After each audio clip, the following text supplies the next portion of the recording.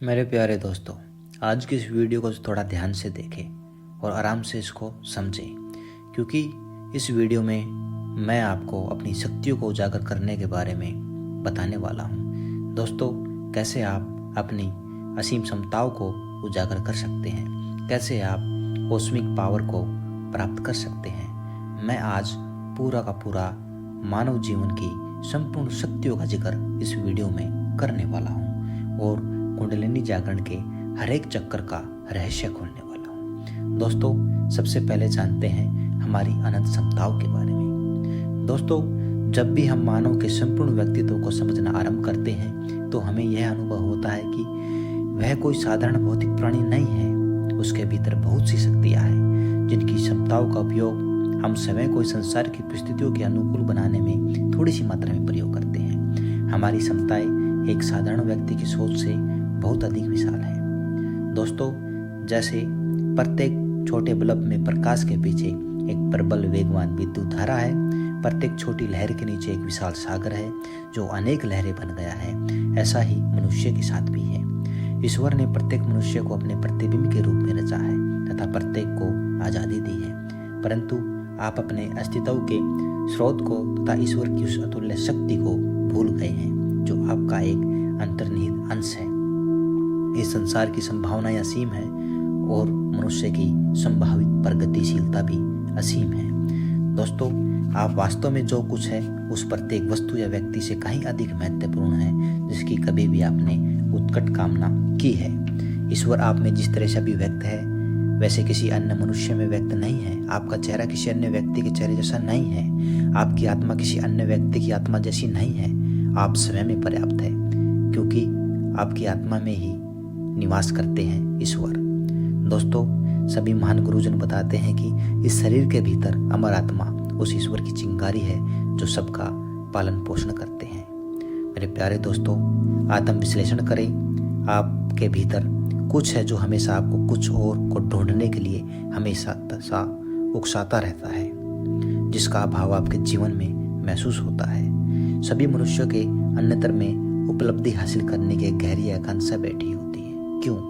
क्योंकि हम परमपिता से टूटकर अलग हो चुके हैं। हम ईश्वर में निहित अपने शाश्वत धाम से भटक चुके हैं और हम उस खोई हुई पूर्णता को पुनः प्राप्त करने के लिए लालायित रहते हैं। प्यारे दोस्तों, हिलते हुए पानी में चंद्रमा का प्रतिबिंब स्पष्ट रूप से नहीं देखा जा सकता, परंतु जब पानी की सतह शांत होती है तो चंद्रमा का स्पष्ट प्रतिबिंब दिखाई देता है। ऐसा ही मन के साथ है। जब यह शांत होता है तो आत्मा के चंद्रमा रूपी चेहरे का प्रतिबिंब आप स्पष्ट रूप से देखते हैं। आत्मा के रूप में हम ईश्वर के प्रतिबिंब हैं। जब ध्यान की प्रविधियों द्वारा हम मन की झील से चंचल विचारों को हटा देते हैं तो हम अपनी आत्मा को परमात्मा के एक परिशुद्ध प्रतिबिंब के रूप में देखते हैं और यह जान लेते हैं कि परमात्मा और आत्मा एक है। तो दोस्तों, अब हम बात करेंगे चक्रों के बारे में।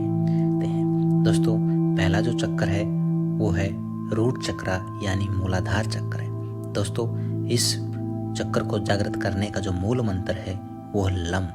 दोस्तों, मूलाधार चक्र यह शरीर का पहला चक्र है। गुदा और लिंग के बीच 4 पंखुड़ियों वाला यह आधार चक्र है।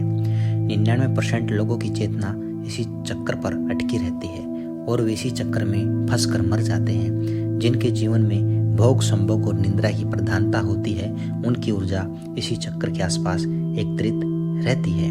दोस्तों, इस चक्र को कैसे जागृत करें?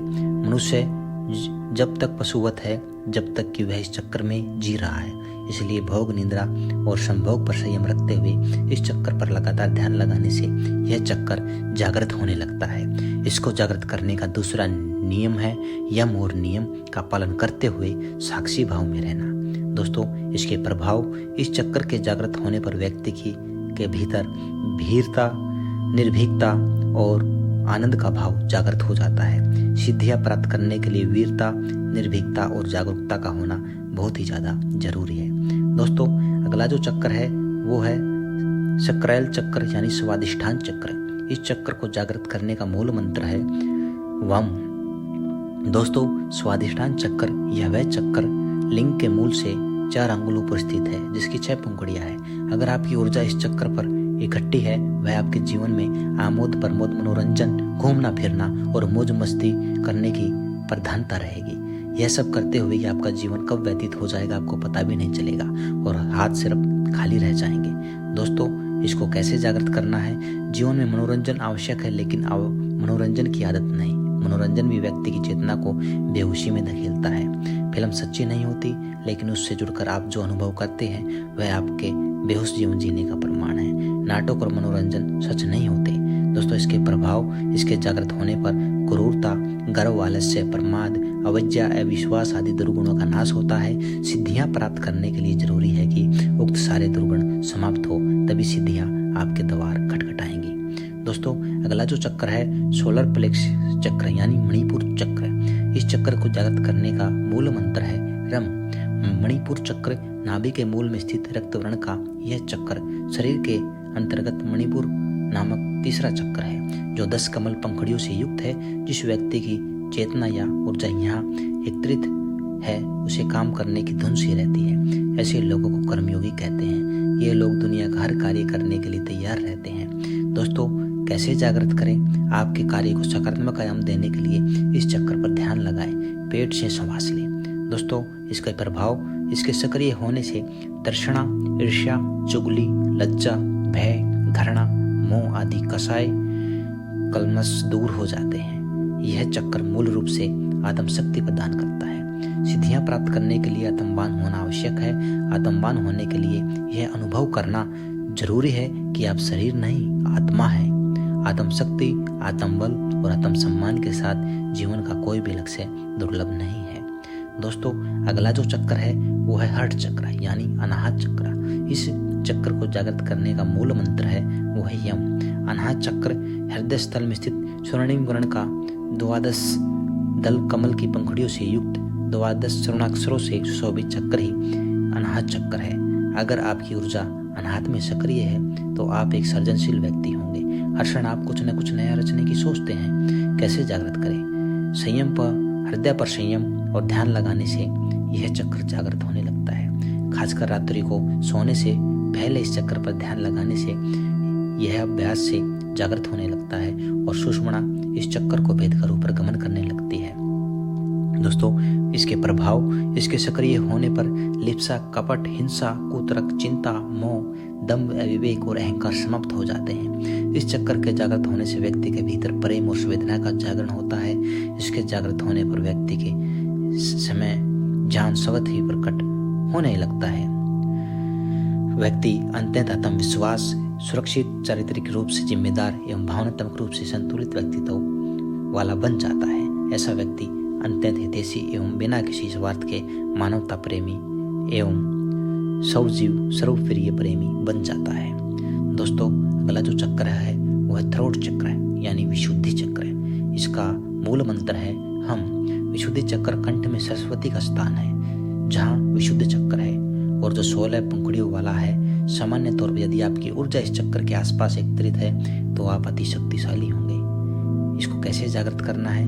कंठ में संयम करने और ध्यान लगाने से यह चक्र जागृत होने लगता है। प्रभाव इसके जागृत होने पर 16 कलाओं और 16 विभूतियों का ध्यान हो जाता है। इसके जागृत होने से जहाँ भूख और प्यास को रोका जा सकता है वही मौसम के प्रभाव को भी रोका जा सकता है। दोस्तों, अगला जो चक्र है वो है थर्ड आई चक्र यानी अज्जा चक्र। इस चक्र को जागृत करने का मूल मंत्र है वो है ओम। अज्जा चक्र भूमध्य दोनों नेत्रों के बीच में जो स्थान है उसको अज्जा चक्र कहते हैं। सामान्य तौर पर जिस व्यक्ति की ऊर्जा यहाँ ज़्यादा सक्रिय है तो ऐसा व्यक्ति बौद्धिक रूप से संपन्न, संवेदनशील और तेज दिमाग का बन जाता है, लेकिन वह सब कुछ जानने के बावजूद मौन रहता है। इसे बौद्धिक सिद्धि कहते हैं। दोस्तों, इस चक्र को कैसे जागृत करना है? भ्रुकुटी के मध्य में ध्यान लगाते हुए यानी अपनी दोनों आंखों के बीच में, भौहों के बीच में ध्यान लगाते हुए साक्षी भाव में रहने से यह चक्र जागृत होने लगता है। दोस्तों, इसका प्रभाव यहाँ अपार शक्तियाँ और सिद्धियाँ निवास करती हैं। इस अज्जा चक्र का जागरण होने से ये सभी शक्तियाँ जाग पड़ती हैं। व्यक्ति एक सिद्ध पुरुष बन जाता है। दोस्तों, सबसे अंतिम में है क्राउन चक्र यानी सहस्रार चक्र। दोस्तों, सहस्रार चक्र की स्थिति मस्तिष्क के मध्य भाग में है। अर्थात जहाँ चोटी रखते हैं। यदि व्यक्ति यम नियम का पालन करते हुए यहाँ तक पहुँच गया है तो वह आनंदमय शरीर में स्थित हो गया है। ऐसी व्यक्ति को संसार, संन्यास और सिद्धियों से कोई मतलब नहीं रहता। कैसे जागृत करे? मूलाधार से होते हुए सहस्रार चक्र तक पहुंचा जा सकता है। लगातार ध्यान करते रहने से यह चक्र जागृत हो जाता है और व्यक्ति परमहंस के पद को प्राप्त कर लेता है। दोस्तों, इसके प्रभाव है शरीर संरचना में स्थान पर अनेक महत्वपूर्ण विद्युतीय और जैवीय विद्युत का संग्रह है। यही दोस्तों अंतिम में मोक्ष का द्वार है। तो दोस्तों, मुझे उम्मीद है आपको सभी चक्रों के बारे में पता चल गया होगा, उनको कैसे जागृत करना है और उनके प्रभाव के बारे में अच्छे से आपने जान लिया होगा। और मुझे ये भी उम्मीद है कि आपको इंसान के अंदर जो छिपी हुई जो पावर है, जो शक्ति है, जो ऊर्जा है, जो वाइटल करंट है, या फिर आप ये कहें कि इंसान के अंदर स्वयं जो ईश्वर हैं, उनको जो पहचानने का जो है अवसर आपको इस वीडियो के माध्यम से मिल गया होगा। तो मुझे उम्मीद है आपको ये वीडियो काफ़ी पसंद आया होगा। और वीडियो पसंद आया तो चैनल को करें सब्सक्राइब, वीडियो को लाइक और शेयर। मैं मिलूंगा आपको अपनी अगली वीडियो में। तब तक के लिए दोस्तों नमस्ते, ओम।